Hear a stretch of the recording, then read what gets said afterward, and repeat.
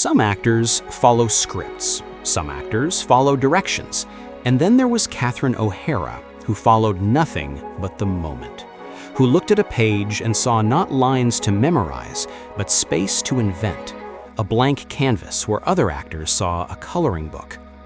And yesterday, on January 30, 2026, the laughter grew quieter.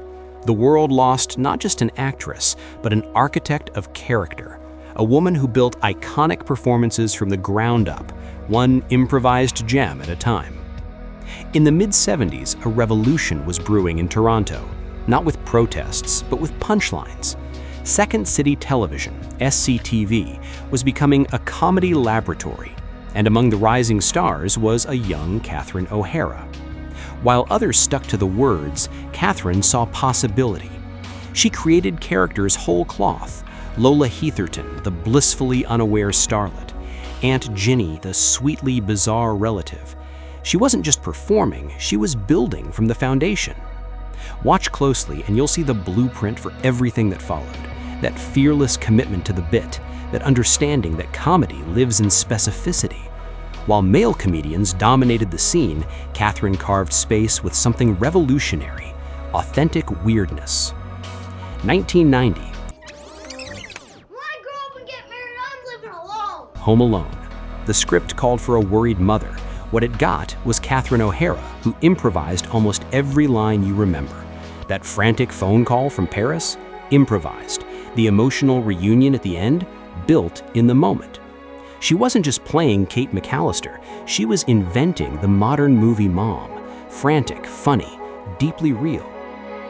And then there was Delia Dietz in Beetlejuice, a character who could have been a one-note joke, but Catherine saw depth in the delusion. Her line reading of "I myself am strange and unusual" wasn't just funny, it was a manifesto. But perhaps her greatest creation emerged from collaboration and trust: Moira Rose, a character that could have been a caricature. In lesser hands, she might have been. That accent, part European, part extraterrestrial, entirely original. Those words, bebe, caca, the wigs, every choice was a brick in a magnificent, bizarre palace.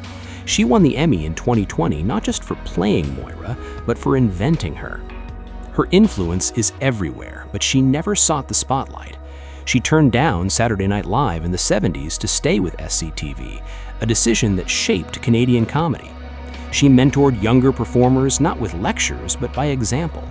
She proved that women didn't have to be the straight man to the comedy. They could be the weirdest, wildest, most specific person in the room, and that was the power. Catherine O'Hara's genius was a particular kind, the genius of presence, of listening so deeply that the response became art, of treating every line not as an end, but a beginning. She showed us that the best comedy isn't about escape, it's about recognition, seeing our own strangeness reflected back with warmth and wit.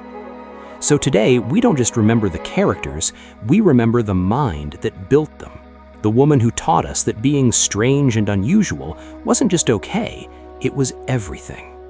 The script may have ended, but the laughter echoes, and in that echo, she lives on.